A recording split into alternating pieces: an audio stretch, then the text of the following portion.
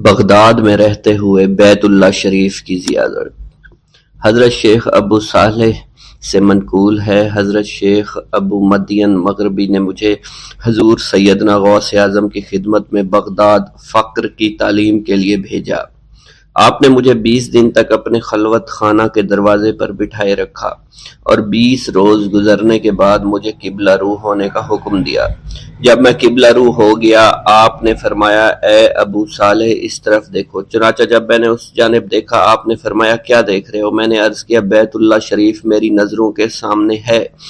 آپ نے مجھے حکم دیا کہ اب مغرب کی سمت دیکھو۔ میں نے اپنا چہرہ مغرب کی جانب کیا تو آپ نے دریافت فرمایا، کیا دیکھ رہے ہو؟ میں نے عرض کیا، میں اپنے مرشد پاک حضرت ابو مدین کو دیکھ رہا ہوں۔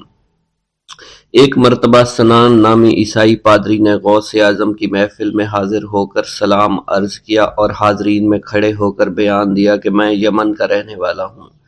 میں نے ارادہ کیا میں اسلام قبول کروں۔ اسی دوران میرے دل پہ یہ خیال پیدا ہوا کہ میں اس دور کی سب سے بڑی شخصیت کے دست مبارک پر کلمہ پڑھوں۔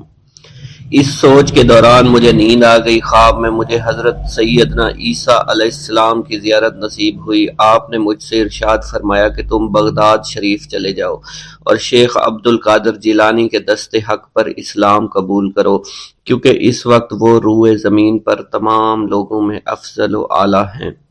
حضرت شیخ عمر الکیمانی رحمۃ اللہ علیہ سے منقول ہے، ایک مرتبہ حضرت سیدنا غوث اعظم کی خدمت میں 13 لوگ دائرہ اسلام میں داخل ہونے کے لیے حاضر ہوئے۔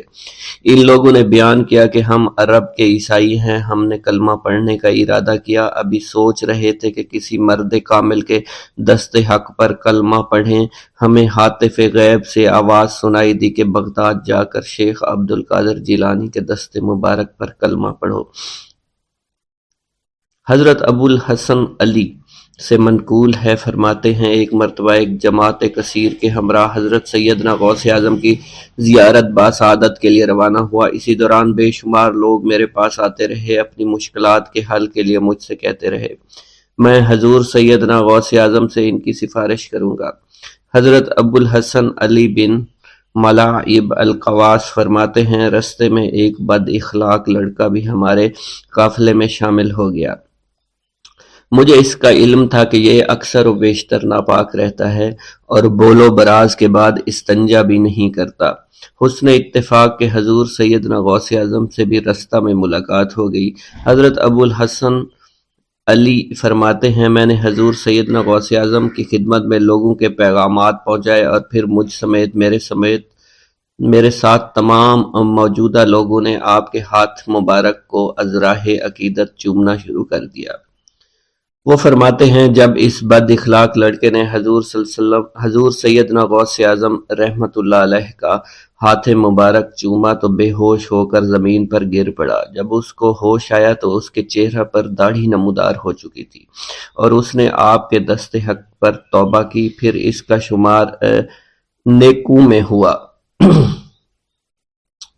حضرت شیخ زین الدین فرماتے ہیں، میں نے حضور سیدنا غوث اعظم سے علم حاصل کیا۔ اللہ عز و جل نے مجھے 1 سال میں اتنا علم دیا کہ دوسروں کو وہ علم 20 سال میں بھی نصیب نہ ہوا ہوگا۔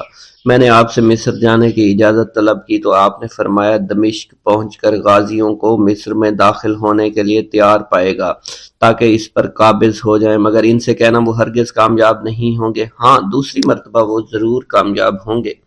حضرت شیخ زین الدین فرماتے ہیں، جب میں دمشق پہنچا میں نے وہی حال پایا۔ آپ نے بیان فرمایا، میں نے ان سے کہا تو وہ نہ رکے۔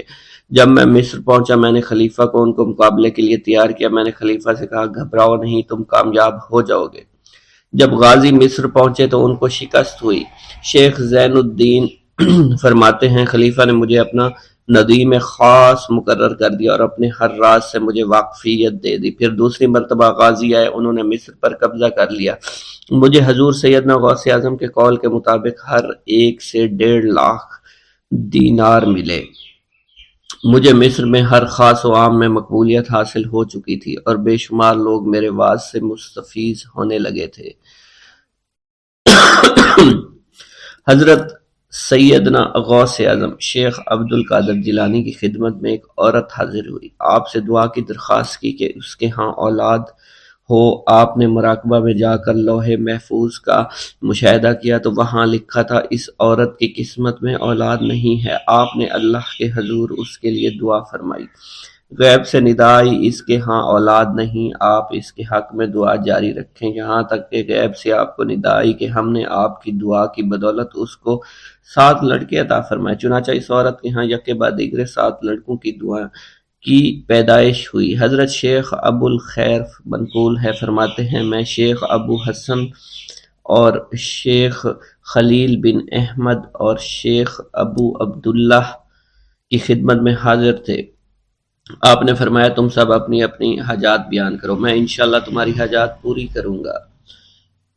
شیخ ابو سعود نے کہا کہ میں ترک دنیا اختیار کرنا چاہتا ہوں۔ شیخ ابو قائد نے کہا میں مجاہدی کی قوت چاہتا ہوں۔ شیخ ابوالزاد نے کہا کہ میں خوف الہی چاہتا ہوں۔ شیخ فارسی نے کہا اللہ کے ساتھ میرا ایک حال ہے جسے میں کھو بیٹھا میں چاہتا ہوں کہ میرا وہ حال لوٹ آئے۔ شیخ جمیل نے کہا میں حفظ وقت چاہتا ہوں۔ شیخ عمر نے کہا کہ میں علم کی زیادتی چاہتا ہوں۔ حضرت شیخ ابو الخیر محفوظ فرماتے ہیں حضور سیدنا غوث اعظم نے فرمایا انشاءاللہ تم سب کی حاجات جلدی پوری ہوں گی۔ چنانچہ آپ کا قول پورا ہوا اور تمام لوگوں کی حاجات پوری ہوئیں ماں سوائے شیخ خلیل کے، کیونکہ حضرت شیخ خلیل نے قطبیت مانگی تھی جس کا ابھی وقت نہیں آیا تھا۔ حضرت ابو سعود فرماتے ہیں حضرت شیخ حماد دباس کی خدمت میں حاضر ہو کر عرض کیا حضور میں ملک شام کی جانب مال تجارت لے کر جانا چاہتا ہوں اور میرا یہ قافلہ تیار ہے، میرے پاس 700 دینار کا مال ہے۔ حضرت شیخ حماد دباس نے فرمایا اگر تم اس سال سفر کرو گے تو تم سفر میں ہی قتل کر دیے جاؤ گے اور تمہارا تمام مال و اسباب لوٹ لیا جائے گا۔ حضرت حماد عباس کی بات سن کر وہ تاجر حضور سیدنا غوث اعظم کی خدمت میں حاضر ہوا اور حضرت حماد باس کی بات بیان کر دی۔ آپ نے فرمایا کہ تم سفر پر جاؤ میں تمہارا ضامن ہوں۔ آپ کا فرمان سن کر وہ سامان تجارت لے کر شام پہنچا۔ اپنا تمام مال فروخت کرنے کے بعد وہ تاجر اپنے کسی کام سے حلب گیا، وہاں ایک مقام پر اس نے 1000 دینار رکھ دیا اور حلب میں اپنی قیام گاہ پر واپس آ گیا۔ اس نے خواب میں دیکھا عرب بتوؤں نے ایک قافلہ لوٹا ہے، قافلہ کے کئی آدمیوں کو قتل کیا ہے جس میں وہ شامل ہے۔ اس کے بعد وہ بیدار ہوا، گھبرا کر اس جگہ پہنچا جہاں اس نے 1000 دینار رکھے تھے۔ اس کے دینار وہیں پر رکھے اس کو مل گئے۔ دینار لے کر واپس قیام گاہ پہنچا، بغداد شریف واپس جانے کی تیاری شروع کر دی۔ جب وہ تاجر بغداد شریف واپس پہنچا تو پہلے حضرت حماد باس کی خدمت میں حاضر ہوا تو آپ نے فرمایا کہ تم پہلے حضور سیدنا غوث اعظم کی خدمت میں حاضر ہوا، کیونکہ وہ محبوب سبحانی ہیں، انہوں نے اللہ کے حضور تمہارے لیے 70 مرتبہ دعا مانگی یہاں تک کہ تمہاری حقیقت کو خواب میں بدل دیا گیا۔ وہ تاجر آپ کی خدمت میں حاضر ہوا اور آپ نے حضرت حماد باس کی بات کی تصدیق کی۔ بسم اللہ الرحمن الرحیم۔ السلام علیکم۔ حضور سیدنا غوث اعظم فرماتے ہیں میں 10 برس کی عمر میں اپنے شہر کے مکتب میں حصول علم کے لیے جایا کرتا تھا۔ اس وقت میرے ساتھ ملائکہ بھی ہوتے تھے جو میرے آگے پیچھے میری حفاظت کی غرض سے چلتے تھے۔ جب میں مدرسہ پہنچتا تھا تو وہ بار بار منادی کرتے تھے اللہ کے ولی کے لیے جگہ خالی کر دو، چنانچہ وہ میرے لیے جگہ خالی کر دیتے تھے۔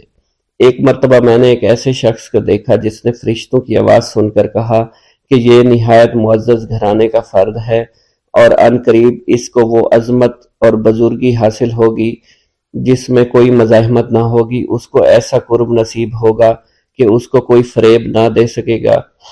پھر 40 برس بعد میں نے اس شخص کو پہچانا، وہ شخص ابدالوں میں سے تھا۔ حضرت شیخ ابو سعود احمد بن ابی بکر سے مروی ہے حضور سیدنا غوث اعظم نے فرمایا میں 25 سال تک تنہا عراق کے بیابانوں میں پھرتا رہا۔ میں لوگوں کو نہ جانتا تھا، لوگ مجھے نہیں جانتے تھے۔ اسی دوران میرے پاس رجال الغیب اور جنات تشریف لائے جنہیں میں طریقت اور رسول اللہ کی تعلیم دیا کرتا تھا۔ ابتدا میں جب میں عراق میں داخل ہوا تو حضرت خضر میرے ہم سفر تھے اور میں انہیں اس وقت سے پہچانتا نہیں تھا۔ ان کے ساتھ میرا معاہدہ ہوا کہ میں ان کے کسی حکم کی خلاف ورزی نہیں کروں گا۔ ایک مرتبہ انہوں نے مجھے ایک جگہ بیٹھنے کا حکم دیا، میں اسی جگہ 3 سال بیٹھا رہا۔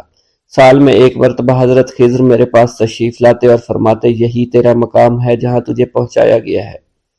اس عرصہ کے دوران تمام نفسانی خواہشات مجھ پر انسانی شکل میں وارد ہوئیں، لیکن اللہ نے مجھے ہر موقع پر استقامت عطا فرمائی اور مجھے ان خرافات سے بچائے رکھا۔ ابتدا میں میرا نفس مجاہدہ کا کوئی طریقہ اختیار کرتا تو میں اس پر قائم ہو جایا کرتا تھا اور کسی چیز کو قبول نہیں کرتا تھا۔ ایک طویل مدت تک اپنا گلا گھونٹتے ہوئے میں نے مدائن کے جنگلوں میں مجاہدات میں مشغول رہا۔ حضور سیدنا غوث اعظم فرماتے ہیں میں نے اپنے نفس کو مختلف مجاہدوں اور ریاستوں اور مشقتوں میں ڈالے رکھا۔ ایک سال تک میں گری ہوئی چیزیں اٹھا کر کھاتا رہا، اسی دوسرے سال میں صرف پانی پر گزارا کرتا رہا، اور تیسرے سال میں نے کچھ نہ کھایا اور نہ پیا نہ ہی سویا۔ ایک مرتبہ شدید سردی کی وجہ سے میں ایوان کسریٰ کے کھنڈرات میں سویا تو رات بھر میں 40 مرتبہ احتلام ہوا۔ میں نے ہر مرتبہ دریائے دجلہ پر جا کر غسل فرمایا، پھر نیند کے خوف سے محل کے اوپر ایک ویران جگہ پر چڑھ گیا اور وہاں 2 سال تک قیام کیا، حتیٰ کہ سردی کے سوا کوئی شے کھانے کو میسر نہیں تھی۔ حضور سیدنا غوث اعظم فرماتے ہیں ہر سال ایک بزرگ آتے اور وہ مجھے اونی جبہ دے کر چلے جاتے۔ اسی طرح میں نے بے شمار طریقوں سے دنیا اور نفس سے چھٹکارا حاصل کرنے کی کوشش کی۔ لوگ مجھے دیوانہ سمجھتے تھے۔ میں برہنہ جسم جنگلوں میں چلا جاتا، کانٹوں پر لوٹا شور مچایا کرتا، میرے تمام بدن سے خون جاری ہو جایا کرتا۔ لوگ مجھے اٹھا کر شفا خانے لے جایا کرتے جہاں میری حالت مزید بگڑ جایا کرتی۔ ایک وقت ایسا آیا جب مجھ میں اور مردہ میں کوئی فرق نہ تھا۔ لوگ کفن لے آئے اور غسال کو بلوایا کہ وہ مجھے غسل دے۔ ابھی انہوں نے مجھے غسل دینے کے لیے ایک تختہ پر لٹایا، میری حالت درست ہو گئی، میں اٹھ کھڑا ہوا۔ طریقت کی ان پرخطر راہوں میں نہ تو میں کبھی خوف زدہ ہوا، نہ کبھی میرا نفس مجھ پر غالب پا سکا، اور نہ ہی دنیا کی آسائش مجھے حیران کر سکی۔ حضور سید غوث اعظم فرماتے ہیں شیطان نے میرے گرد بے شمار جال بچھائے۔ جب میں نے ان سے کہا یہ کیا ہے، اس نے کہا یہ دنیاوی آلائشیں ہیں اور میں ان جالوں میں سے تم لوگوں کا شکار کیا کرتا ہوں۔ میں نے 1 سال تک شیطان کا مقابلہ کیا، اس کے بچھائے ہوئے تمام جالوں کو ختم کیا۔ اس کے بعد میرے سینے کو کھول دیا گیا اور مجھ پر بے شمار خلائق ظاہر ہوئے۔ حضور سیدنا غوث اعظم فرماتے ہیں میں نے دریافت کیا کہ یہ اللہ ایک کیسے ہے؟ جواب ملا یہ خلق کے اسباب ہیں جو تم سے ملے ہوئے ہیں۔ میں سال بھر ان کی جانب متوجہ رہا یہاں تک کہ وہ مجھ سے جدا ہو گئے۔ جب مجھ پر باطن ظاہر ہوا تو میں اپنے قلب کو بہت سے علائق سے ملوث پایا۔ میں نے دریافت کیا یہ علائق کیا ہیں؟ جواب ملا یہ تمہارے ارادے، تمہارے اختیارات ہیں۔ چنانچہ 1 سال تک ان کی جانب متوجہ رہا یہاں تک کہ وہ سب علائق مجھ سے دور ہو گئے اور میرا قلب ان غلاظتوں سے نجات پا گیا۔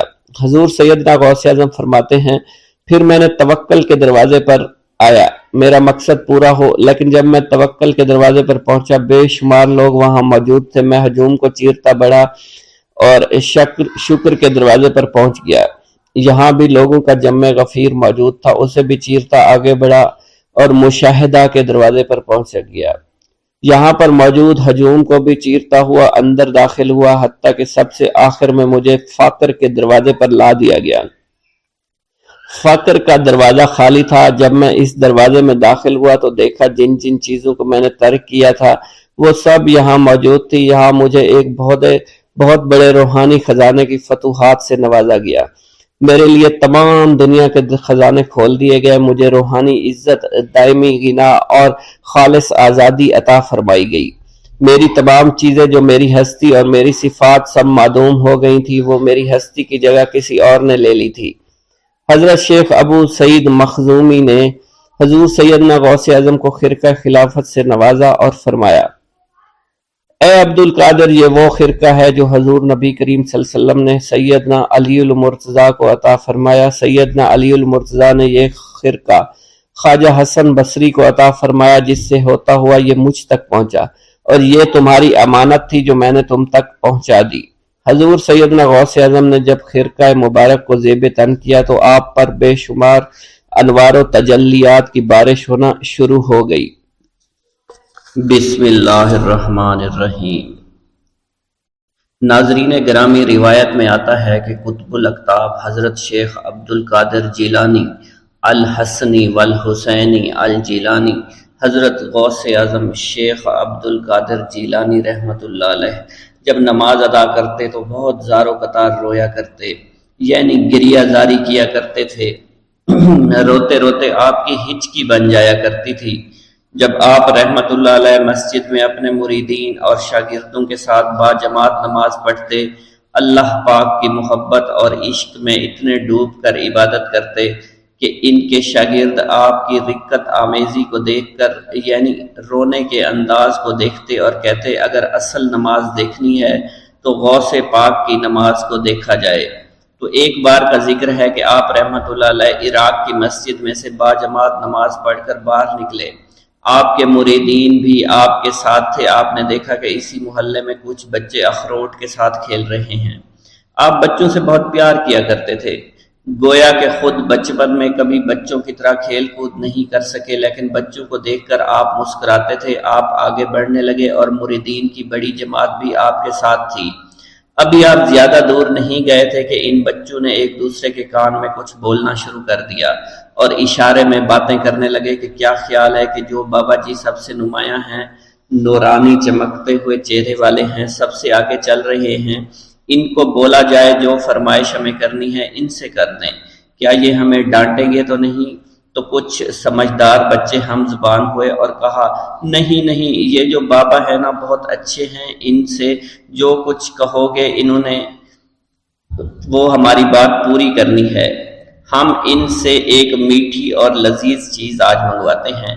تو ان میں سے ایک بچہ جو سب سے بڑا تھا پاس آیا اور کہا بابا میری بات سنیں۔ آپ نے بہت پیار اور شفقت سے اس کے سر پر ہاتھ رکھا اور کہا بیٹا کہو۔ اس نے کہا کہ میرا دل کر رہا ہے کہ میں آپ سے کچھ مانگوں۔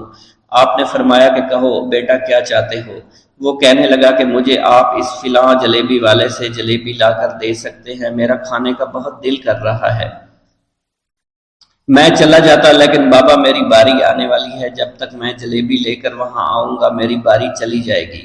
آپ رحمت اللہ علیہ کے وہاں کے مشہور بزرگ بڑے سردار لوگ ہیں، آپ کے خادمین آپ کے نوکر بننے کے لیے جان کی بازی لگانے کو تیار رہتے ہیں۔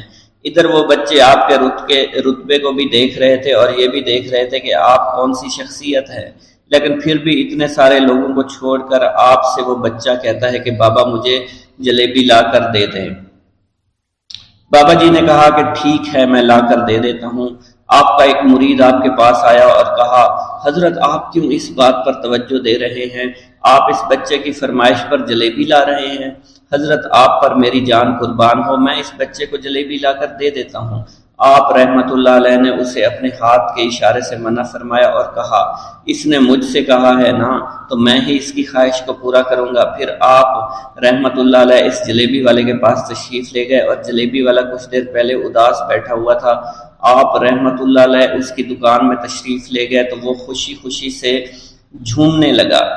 آپ رحمت اللہ علیہ نے اس جلیبی والے سے جلیبی لی، اس نے خوشی خوشی آپ رحمت اللہ علیہ کے ہاتھوں میں جلیبی تھما دی۔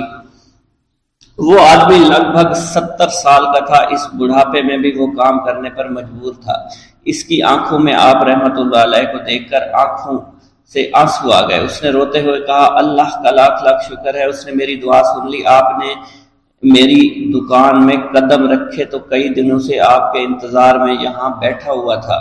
میں جانتا تھا کہ آپ ضرور میری دکان پر تشریف لائیں گے۔ آپ رحمت اللہ علیہ نے فرمایا تمہیں کیسے پتا تھا کہ میں تمہاری دکان پر آؤں گا؟ وہ کہنے لگا کہ حضرت عرصہ ہوا ہے، کئی مہینوں سے میرا کاروبار نہیں چل رہا تھا، میرا کاروبار دن بدن ٹھپ ہوتا جا رہا تھا، فاقوں تک کی نوبت آ گئی تھی۔ مجھے اپنی فکر نہیں تھی لیکن اپنے چھوٹے چھوٹے بچوں کی تھی۔ اس بڑھاپے میں اللہ تعالیٰ نے اولاد تو دی لیکن ان کو پالنے کا کوئی بندوبست نہیں ہو رہا تھا۔ میں نے اپنی اس پریشانی کا ذکر کسی سے کیا تو اس نے کہا کہ عراق کے ایک شہر میں چلے جاؤ، وہاں پر کوئی ایک فقیر ہے، اس سے دعا کراؤ، وہ جس کے لیے دعا کرتے ہیں اس کا کام بن جاتا ہے۔ میں اتنا پریشان تھا کہ اس آدمی کے کہنے پر اس فقیر سے ملنے چلا گیا۔ اس کی تلاش کر کے میں نے اس سے کہا تم میرے لیے دعا کرو تاکہ میرے کاروبار میں ترقی ہو جائے اور میرے رزق میں برکت ہو جائے اور تنگ دستی دور ہو جائے تاکہ میں بیوی بچوں کا پیٹ پال سکوں۔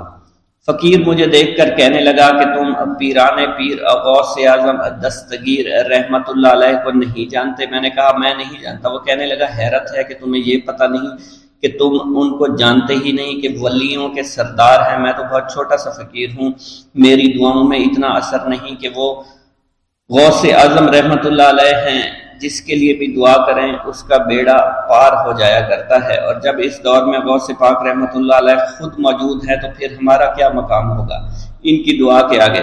ہماری دعا کچھ بھی نہیں ہے۔ میں نے کہا اگر یہ بات ہے کہ آپ سے بڑا کوئی بزرگ ہے تو مجھے بتائیے کہ غوث پاک رحمت اللہ علیہ مجھے کہاں ملیں گے اور میں کہاں جاؤں ان سے ملنے کے لیے؟ وہ کہنے لگا کہ وہ جیلان میں ہیں، تم ادھر جاؤ، ہماری کیا جرت کہ آپ کے لیے دعا کریں۔ آپ رحمت اللہ علیہ جس کے لیے بھی دعا فرماتے ہیں اس کا بیڑا پار ہو جاتا ہے، اور اس کو کہیں بول جانے کی ضرورت نہیں ہوتی۔ حضور جب اس فقیر نے مجھے یہ بات کہی تو فوراً جیلان شریف میں آ گیا، اور یہاں پر میں نے آپ کی تلاش شروع کی۔ آج دیکھیے آپ خود بخود میری دکان پر تشریف لائے ہیں، اب دیکھیے کہ آپ کے آنے سے کیسا نور میری دکان میں آ گیا ہے۔ حضور میرے حق میں دعا فرما دیجئے، اللہ پاک میری زندگی کو آسانیاں عطا فرمائے، مجھے اپنی بیوی اور بچوں کی بہت فکر ہے۔ آپ رحمت اللہ علیہ نے فرمایا پریشان ہونے کی ضرورت نہیں، اللہ تعالیٰ سب معاملات ٹھیک فرما دے گا۔ یہ کہہ کر آپ تشریف لے گئے، اس بچے کے پاس آئے اور اس کے ہاتھ میں جلیبی تھما دی۔ ابھی وہاں سے جانے والے تھے، دوسرا بچہ آیا، اس نے کہا کہ بابا آپ نے اسے تو جلیبی لا کر دی ہے، مجھے بھی لا کر دیں۔ آپ نے اس سے بھی تسلی دی اور کہا میں تمہیں بھی جلیبی لا کر دے دیتا ہوں بیٹا۔ یہ دیکھ کر مریدین بہت غصہ ہونے لگے اور کہا کہ حضور ہم اس بچے کو جلیبی لا کر دے دیتے ہیں، آپ کیوں زحمت کرتے ہیں؟ لیکن آپ نے فرمایا نہیں، یہ بچے مجھ سے کہہ رہے ہیں نا، میں ان کا نہیں ٹال سکتا۔ حضور آپ بہت مصروف شخصیت ہے، کیوں ان چھوٹے بچوں کی باتیں سن رہے ہیں؟ آپ نے ہاتھ کے اشارے سے انہیں روکا اور فرمایا اللہ تعالیٰ نے ہمیں جس کام کے لیے چنا ہے بس وہ کام ہی ہم کر رہے ہیں، تم لوگ اللہ پاک کی حکمت کو نہیں سمجھ رہے۔ پھر آپ جتنی بار وہ بچے آپ کو بھیجتے رہے، آپ رحمت اللہ علیہ ان کے لیے جلیبیاں لاتے رہے، حتیٰ کہ آخری بچے کو بھی آپ نے جلیبی لا کر دے دی اور وہ مزے سے کھانے لگے۔ جلیبی کھانے کے بعد وہ آپ کو دعائیں کرنے لگے اور کہا آپ بہت اچھے انسان ہیں، جیسا کہ آپ کے بارے میں ہم نے سنا تھا آپ ویسے ہی ہیں، آپ اخلاق کے بہت عمدہ ہیں، آپ کی سخاوت کے بارے میں ہم نے جتنا سن رکھا تھا آپ اتنے ہی سخی ہیں، ہم آپ سے بہت خوش ہوئے۔ آپ رحمت اللہ علیہ مسکرائے، بچوں کی خوشی دیکھ کر آپ کو دلی اطمینان ملا۔ اب ایک اور نماز کا وقت ہو رہا تھا، آپ نے مریدین سے کہا کہ چلو نماز پڑھنے کے لیے مسجد میں چلتے ہیں۔ وہ سب مل کر مسجد میں چلے گئے اور اللہ کی عبادت میں مصروف ہو گئے۔ بھوک اللہ کے خزانوں میں سے ایک خزانہ ہے۔ حضرت شیخ ابو محمد فرماتے ہیں ایک روز میں حضور سیدنا غوث اعظم کی خدمت میں ایسی حالت میں حاضر ہوا کہ فاقہ سے تھا اور میرے اہل و عیال بھی کئی دنوں سے بھوکے تھے۔ میں نے آپ کی خدمت میں سلام عرض کیا تو آپ نے میری دلی کیفیت کو بھانپتے ہوئے فرمایا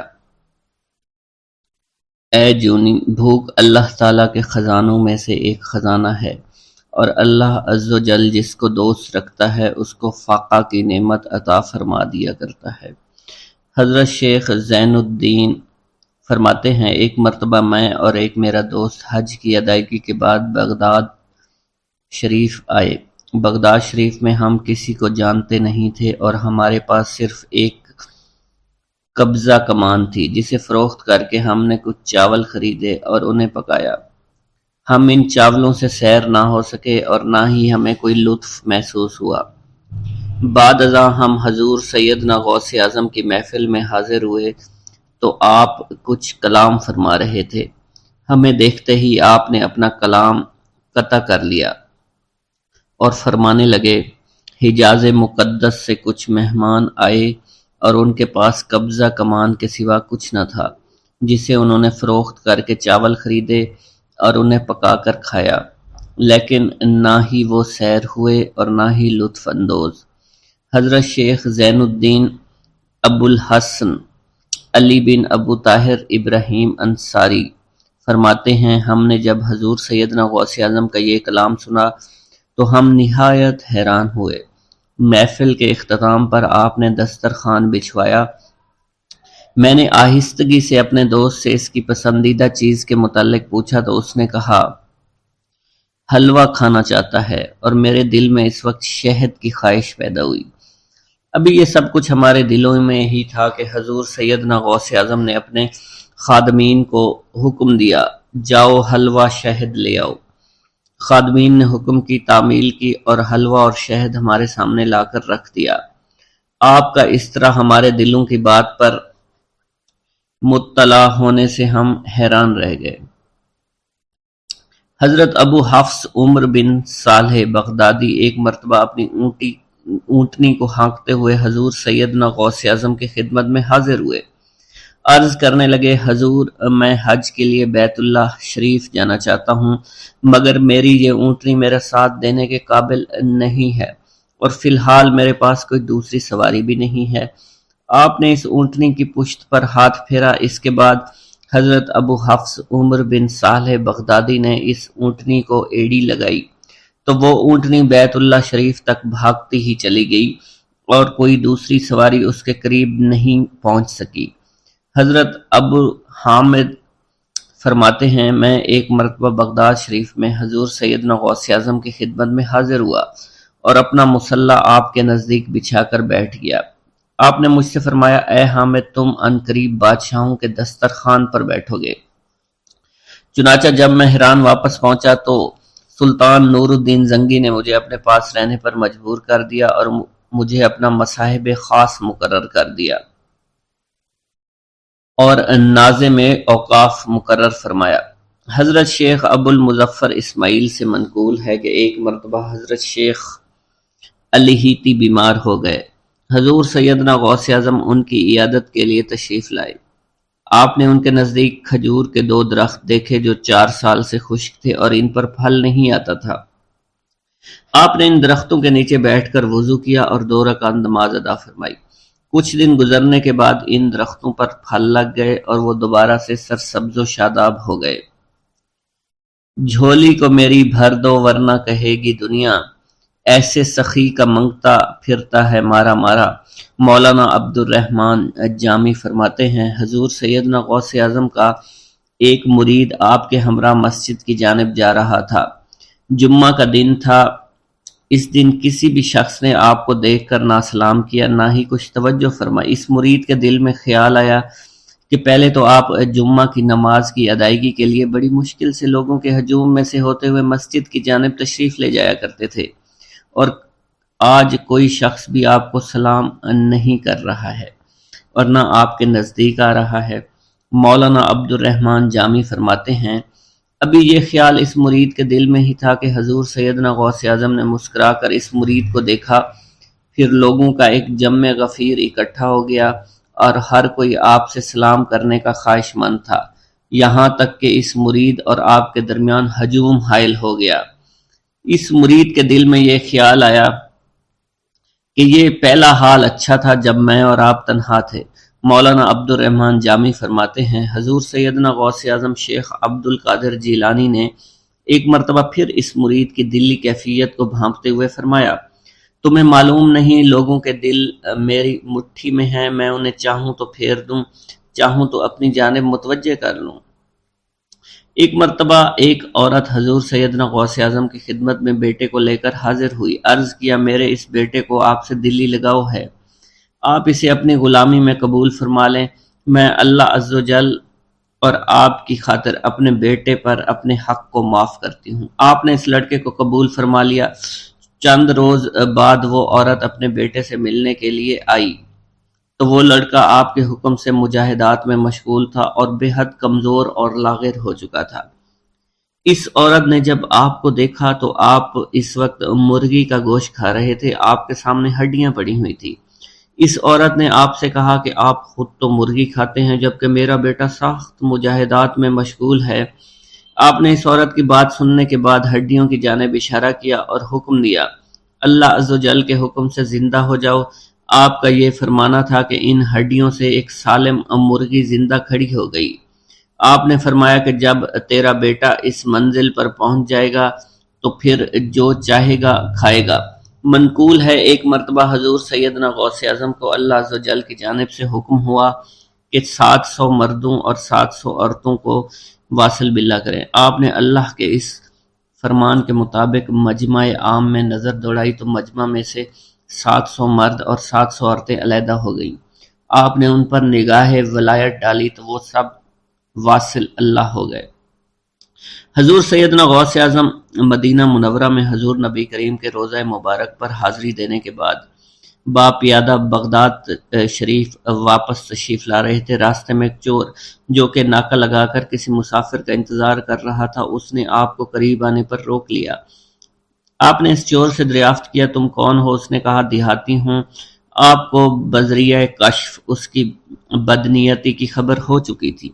اسی دوران اس چور کے دل میں خیال پیدا ہوا کہ یہ غوث اعظم ہوں گے۔ آپ نے اس کے دل کی بات کو بھانپتے ہوئے فرمایا کہ میں عبد القادر ہوں۔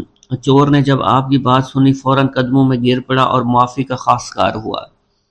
آپ کو اس کی حالت پر ترس آ گیا۔ آپ نے اللہ عز و جل کے حضور اس کے لیے دعا فرمائی تو ندائے غیبی سنائی دی، اے غوث اس چور کو سیدھے راستہ دکھاتے ہوئے قطب بنا دو۔ آپ نے اس چور کی جانب نگاہ دوڑائی تو آپ کے فیض روحانی سے قطب کے درجے پر وہ فائز ہو گیا۔ حضرت شیخ ابو عباس خضر بن عبداللہ بن جایہ حسینی فرماتے ہیں ایک مرتبہ میں نے خلیفہ ابو المظفر یوسف عباسی کو حضور سیدنا غوث اعظم شیخ عبد القادر جیلانی کی خدمت میں موجود پایا۔ اس نے آپ سے کسی کرامت کو دیکھنے کی درخواست کی اور کہا کہ اس سے میرا دل مطمئن ہو جائے گا۔ حضور سیدنا غوث اعظم حضرت سیدنا شیخ عبد القادر جیلانی نے خلیفہ سے پوچھا کہ تو کیا چاہتا ہے؟ اس نے کہا کہ ایک سیب، اور اس وقت عراق میں سیبوں کا موسم نہ تھا۔ آپ نے اپنے دست مبارک فضا میں بلند کیا اور دیکھتے ہی دیکھتے آپ کے ہاتھ میں 2 سیب آ گئے۔ آپ نے ایک سیب ابو المظفر کو دیا اور دوسرا خود رکھ لیا۔ ابو المظفر نے جب اپنا سیب چیرا تو اس میں سے کیڑا نکل آیا۔ اس نے جب اپنا سیب چیرا تو یہ اندر سے سفید تھا، اس میں سے کستوری کی خوشبو آ رہی تھی۔ ابو المظفر نے وجہ دریافت کی تو آپ نے فرمایا اس سیب میں سے کیڑا اس وجہ سے نکلا کیونکہ اس سیب کو ظالم کا ہاتھ لگا ہوا تھا۔ حضرت شیخ ابو محمد سے مروی ہے ایک مرتبہ میں حضور سیدنا غوث اعظم کی خدمت میں بغداد شریف حاضر ہوا۔ کچھ دنوں تک آپ کے ہاں قیام پذیر رہا اور روحانی فیوز و برکات سے مالا مال ہوا۔ بعد ازاں جب میں واپس اپنے ملک مصر روانہ ہونا لگا تو آپ نے مجھ سے فرمایا کہ کبھی کسی سے کوئی چیز مت مانگنا۔ پھر آپ نے اپنی انگشت شہادت میرے منہ میں ڈالی اور فرمایا کہ اسے اچھی طرح چوسو۔ چنانچہ میں نے آپ کے فرمان کے مطابق ایسا ہی کیا۔ جب میں آپ سے اجازت لینے کے بعد واپس اپنے ملک مصر روانہ ہوا تو بغداد شریف سے مصر تک کی طویل مسافت کے دوران مجھے کچھ بھوک محسوس نہیں ہوئی اور میں جوں جوں آگے بڑھتا رہا اپنے جسم میں توانائی کو پہلے سے زیادہ پاتا۔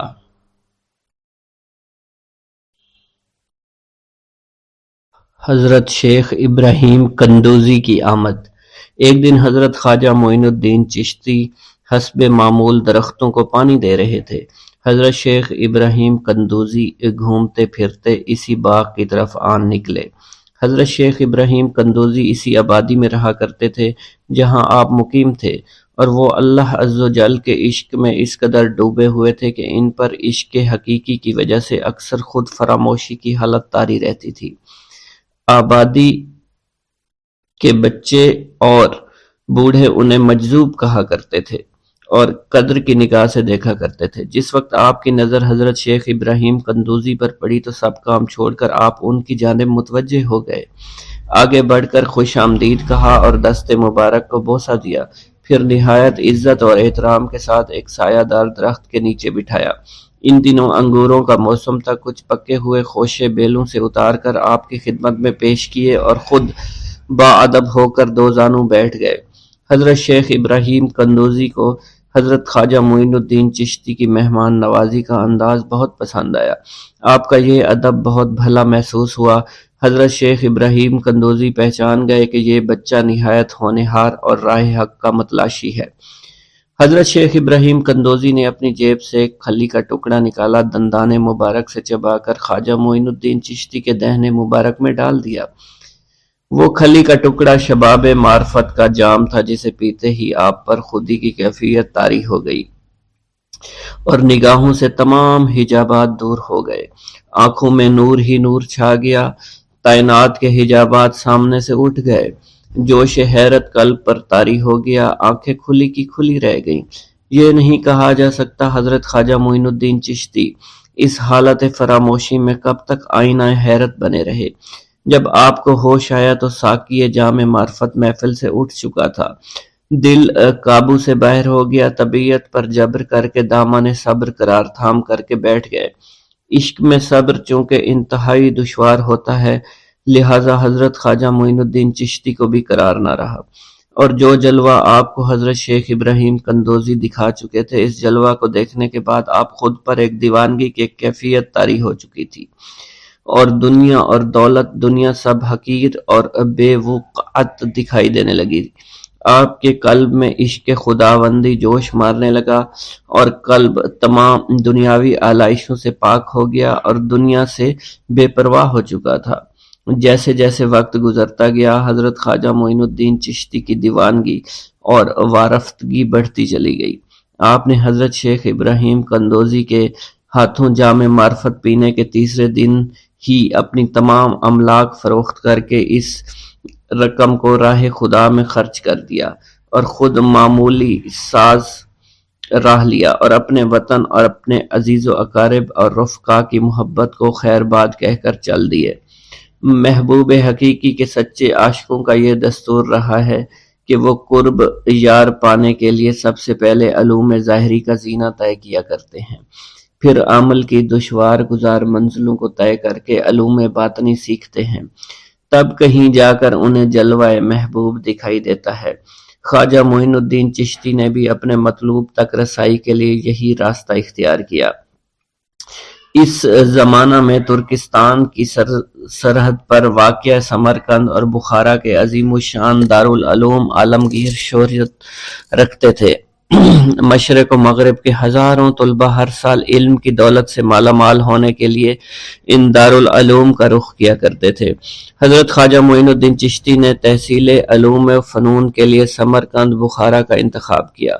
بخارا پہنچ کر آپ علم حاصل کرنے میں مشغول ہو چکے تھے، اگرچہ حضرت خواجہ معین الدین چشتی کی صغیر سنی کی تعلیم کے متعلق کسی سوانح نگار نے قلم کو جنبش نہیں دی کہ والدین نے آپ کو گھر میں ابتدائی تعلیم دی تھی، مگر سادات خراسان کے مقتدر خاندانوں سے تعلق اور عارف و کامل صاحب فضل و کمال باپ کی گود میں پرورش پانے والے حضرت خواجہ معین الدین چشتی بھلا کیوں کر ان پڑھ رہ سکتے تھے۔ حالات و واقعات کے سیاق و سباق میں غور کرنے سے معلوم ہوتا ہے کہ آپ نے اگرچہ زیادہ تعلیم تو نہیں، کم از کم قرآن مجید کی تعلیم اور علوم مروجہ کی ابتدائی کتابیں ضرور پڑھی ہوں گی، اور یہ بات بھی بعد از قیاس نہیں کہ قرآن مجید کے کچھ سپارے بھی حفظ کیے ہوں۔ بہرحال بخارا پہنچنے سے پہلے آپ نوشت خواندند سے واقف ضرور تھے۔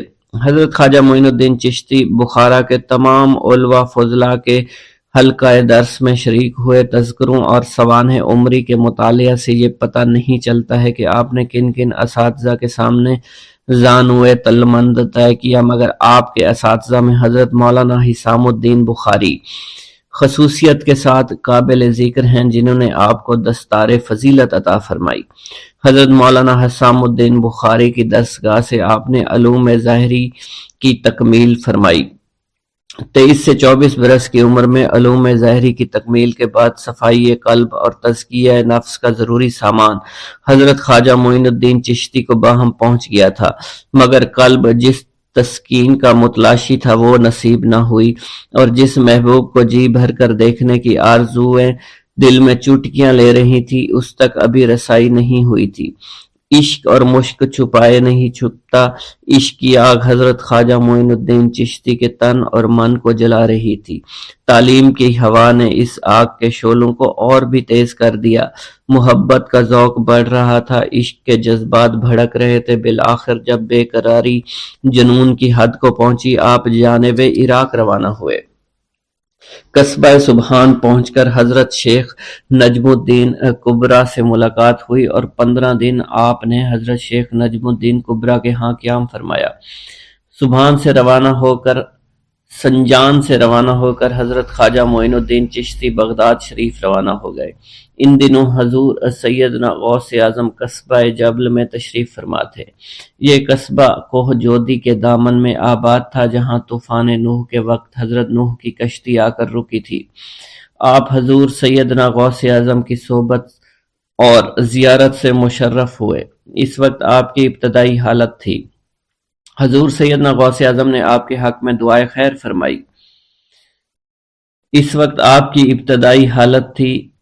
حضور سیدنا غوث اعظم نے آپ کے حق میں دعا فرمائی۔ انہوں نے بشارت دی کہ آپ مقتدائے روزگار ہوں گے، خلق اللہ آپ سے فیض یاب ہو گئی۔ آپ نے حضور سیدنا غوث اعظم کے پاس کچھ عرصہ قیام کیا اور واپس تشریف لے گئے۔ بسم اللہ الرحمن الرحیم۔ حضور سیدنا غوث اعظم کی پرورش نہایت ہی بابرکت ماحول میں ہوئی۔ آپ نے ابتدا میں گوشہ نشینی اختیار کی اور خود کو دنیاوی غلاظتوں سے پاک رکھا۔ آپ نے 51 برس کی عمر میں شادی کی۔ جب آپ سے اس کے بارے میں دریافت کیا گیا تو آپ نے فرمایا، جب مجھے حضور نبی کریم صلی اللہ علیہ وسلم نے نکاح کی اجازت دی تو میں نے نکاح کر لیا۔ حضور سیدنا غوث اعظم رحمۃ اللہ علیہ نے اپنی ذات کو اللہ عز و جل کی خوشنودی کے لیے وقف کر رکھا تھا۔ آپ کی راتیں جاگ کر گزرتی تھی اور ساری رات آپ مراقبہ اور مشاہدہ میں گم رہتے تھے۔ آپ کی عادت مبارکہ تھی کہ آپ سجدہ کو دراز کرتے تھے اور بیٹھ کر مراقبہ فرماتے تھے۔ اسی دوران آپ کا جسم مبارک نورانی شعاؤں کے زیر اثر ہوتا تھا اور کئی مرتبہ آپ ان نورانی شعاؤں میں غائب ہو جایا کرتے تھے۔ حضور شیخ ابو عبداللہ بن حسنین بن ابی فضل فرماتے ہیں کہ سیدنا غوث اعظم کے بعض دہقانی مریدین ہر سال آپ کے لیے گیہوں بوتے تھے اور جائز طریقہ سے اسے پالتے تھے۔ پھر آپ کے بعض مریدین اسے پیستے، آپ کے لیے ہر روز 4 یا 5 روٹیاں پکاتے اور شام کو آپ کے پاس روٹیاں لے کر آتے تھے۔ آپ حاضرین میں ایک ایک ٹکڑا تقسیم کر دیتے اور جو بچ جاتا وہ اپنے لیے رکھ لیتے تھے۔ حضرت شیخ خضر حسینی سے منقول ہے کہ حضور سیدنا غوث اعظم نے ایک شکستہ دل فقیر کو دیکھا۔ آپ نے اس سے اس کی کیفیت کے متعلق دریافت کیا تو اس نے کہا کہ میں آج دریا کے کنارے گیا اور ملاح سے کہا کہ وہ مجھے دریا کے پار لے جائے۔ اس نے انکار کر دیا۔ میں اپنے اس افلاس کے سبب پریشان اور شکستہ دل ہوں۔ ابھی اس فقیر کا کلام جاری تھا کہ ایک شخص آپ کی خدمت میں حاضر ہوا اور 30 دینار آپ کی خدمت میں پیش کر دیے۔ آپ نے وہ دینار اس فقیر کو دے دیے اور فرمایا کہ اس ملاح سے کہنا کہ کسی فقیر کا سوال رد مت کیا کرے۔ حضرت شیخ معمر کا بیان ہے کہ میں نے حضور سیدنا غوث اعظم سے زیادہ کسی کو درگزر فرمانے والا نہیں دیکھا۔ آپ کی عطا کا یہ عالم تھا کہ ایک محفل میں 400 لوگوں کو ولایت کے مقام اعلیٰ تک پہنچا دیا کرتے تھے۔ بھوکوں کو کھانا کھلانا اور بیواؤں کی حاجت روائی کرنا آپ کا معمول تھا۔ جب کسی بیمار کے متعلق سنتے فوراً اس کی عیادت کے لیے تشریف لے جایا کرتے۔ فقراء کو آپ کے در سے بغیر سوال کیے عطا ہو جایا کرتا۔ حضور سیدنا غوث اعظم نے فرمایا کہ مخلوق سے کنارہ کشی سے قبل علم حاصل کرو، کیونکہ جو شخص علم کے بغیر عبادت کرتا ہے وہ اصلاح سے زیادہ فساد میں مبتلا ہو جاتا ہے۔ تمہیں چاہیے کہ شمع شریعت اپنے ہمراہ لے کر علم کی روشنی میں عمل کرو، پھر اللہ تعالیٰ تمہیں علم لدنی کا وارث بنا دے گا۔ جس سے تم ناواقف ہو، تمہیں چاہیے کہ تمام اسباب و ذرائع سے تعلق منقطع کر کے رشتہ داروں اور احباب سے جدائی اختیار کر لو، تاکہ تم اپنے زہد کی وجہ سے اپنے قوت باطنی اور اپنے حسن ادب کا مشاہدہ کر سکو۔ خدا کے علاوہ تمام عالم اسباب سے اس خوف سے منقطع ہو جاؤ تاکہ تمہاری شمع معرفت نہ بجھ جائے، اور جب تم 40 دن ایک چلہ اپنے رب کے لیے مخصوص کر دو گے تو تمہارے قلب سے حکمت کے چشمے جاری ہو جایا کریں گے اور تم معرفت الہی کی تپش کا مشاہدہ کرنے لگو گے، جس کو حضرت موسیٰ علیہ السلام نے اپنے شجر قلب پر محسوس کیا تھا۔ اس کیفیت کے بعد تم اپنے نفس و خواہش، اپنے شیطان، اپنی طبیعت اور اپنے وجود سے کہو گے کہ ٹھہر جا، میں نے اس آگ کا مشاہدہ کر لیا ہے جو قلب موسیٰ علیہ السلام سے روشن ہوئی تھی۔ اس کے بعد تمہارے قلب میں باطن سے یہ آواز آنے لگے گی کہ میں ہی تمہارا رب ہوں، میری ہی عبادت کرو، میرے غیر کی اطاعت سے گریزاں ہو جاؤ، میرے سوا کسی سے تعلق مت رکھو، میری معرفت حاصل کر کے میرے غیر کو فراموش کر دو، غیر سے اعراض کر کے صرف میرے علم، میرے قرب، میرے ملک اور میری سلطنت کی جانب متوجہ رہو۔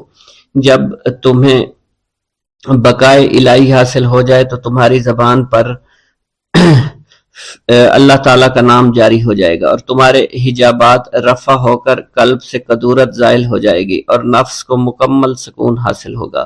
پھر جب اس کے الطاف غالب آ جائیں تو تمہیں خطاب کیا جائے گا، اے قلب فرعون، نفس کی طرف توجہ کر اور ان کو راہ ہدایت پر چلا، میری جانب آ جا اور ان سے کہہ دے کہ میرا ہی اتباع کریں، پھر انہیں رشد کے راستے پر ہدایت کر کے ان سے تعلق قائم کر، اس کے بعد پھر قطع تعلق کر کے دوبارہ استوار ہو کر آ جا اور اسی طرف استوار ہو کر دیکھتا رہے۔